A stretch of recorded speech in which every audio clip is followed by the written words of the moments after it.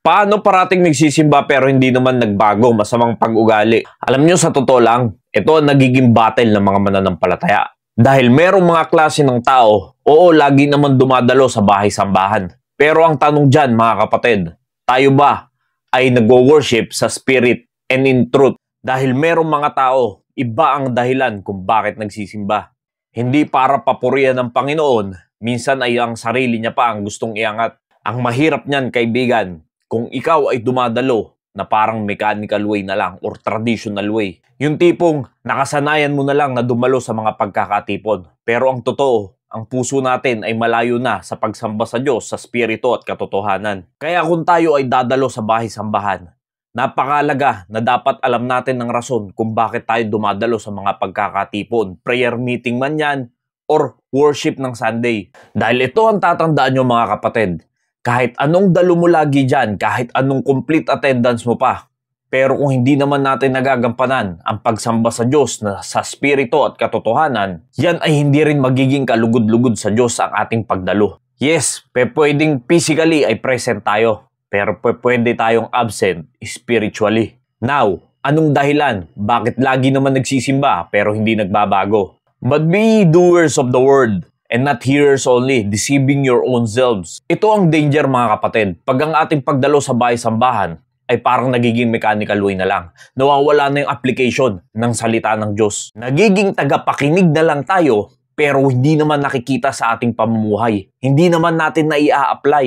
Kaya anong sinasabi ng Biblia patungkol dyan? Pag yan ay nangyayari sa iyo, kapatid, niloloko lang at dinadaya lang natin ang ating sarili. Ito ang tatandaan nyo, mga kapatid. Kahit ilang dami pa ng memory verses ang alam mo, pero wala ka namang application, ay mawawalan din yan ng saysay. Kesa naman doon sa isang tao na kukunti lang ang alam ng mga verses, pero lahat ng mga naririnig niya, as much as possible ay nai-apply niya sa kanyang pamumuhay. Mas maigi pa doon sa kakaunti ang alam, pero nai-apply naman sa pamumuhay. Kesa naman sandamakmak ang iyong kaalaman, hindi naman nakikita sa iyong pamumuhay. Kaya alam nyo, mga kapatid, hindi yan sa paramihan ng nalalaman. Mas importante na nakikita sa ating pamumuhay, nagre-reflect sa atin ang Panginoong Hesukristo. Ang dami mo ngang alam, pero sira naman ang testimony mo sa mga kapitbahay mo, sa mga kalapit mo, at sa pamilya mo. Anong saysay, kapatid? For if any man be a hearer of the word and not a doer, he is like unto a man beholding his natural face in a glass. Alam nyo, mga kapatid, minsan ay nagiging self-righteous tayo. Dahil sa dami nating alam at lagi tayong nagsisimba, feeling natin ay spiritually filled tayo lagi. At ang nangyayari, hindi na natin nakikita ang totoong sarili natin. Na ang katotohanan, minsan, hindi na pala tayo nagiging doers, nagiging hearer na lang tayo ng mga salita ng Diyos. Kaya maigi, mga kapatid, na i-check din natin ang ating sarili. Manalamin din tayo sa ating sarili paminsan-minsan. Kung tayo ba ay nakakagampan pa sa kalooban ng Diyos, kung naia-apply pa ba natin ang kanyang mga salita sa ating pamumuhay.